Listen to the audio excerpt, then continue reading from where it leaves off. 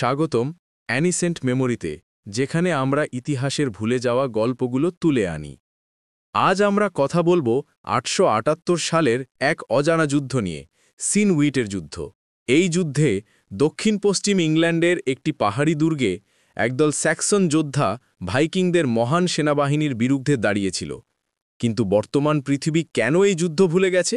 চলুন ডুব দিই এই রোমাঞ্চকর গল্পে। ৮৭৭ সালে ইংল্যান্ড ছিল বিপর্যয়ের মুখে। ভাইকিংদের গ্রেট হিডেন আর্মি ইংল্যান্ডের বেশিরভাগ অংশ দখল করে নিয়েছিল। রাজা অ্যালফ্রেড দ্য গ্রেট চিপেনহ্যামে আক্রমণের পর আথেলনির জলাভূমিতে লুকিয়েছিলেন। এই সময় ভাইকিং নেতা উব্বা, যিনি কিংবদন্তি রাগনার লোথব্রোকের পুত্র বলে দাবি করা হয়, ২৩টি জাহাজ নিয়ে ডেভনের উপকূলে নামেন। তার লক্ষ্য ওয়েসেক্সের শেষ প্রতিরোধ ভেঙে দেওয়া।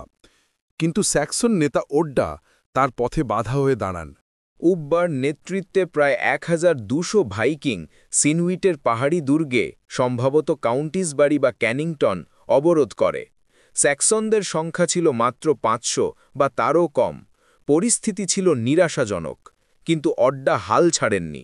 তিনি ভোরের প্রথম আলো বা রাতের আধারে, বিবরণে ভিন্নতা আছে, একটি সাহসী পাল্টা আক্রমণ চালান। অ্যাংলো স্যাক্সন ক্রনিকল বলে স্যাক্সনরা ভাইকিংদের তাড়িয়ে দেয়। যুদ্ধে উব্বা নিহত হন এবং তাদের পবিত্র রেভেন ব্যানার হাতছাড়া হয়।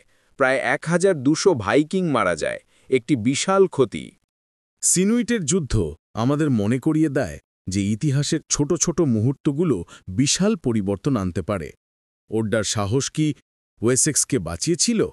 আপনার মতামত কমেন্টে জানান।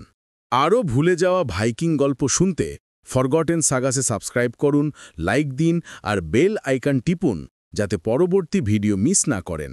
আমরা পরের সপ্তাহে ফিরব আরেকটি হারানো সাগা নিয়ে।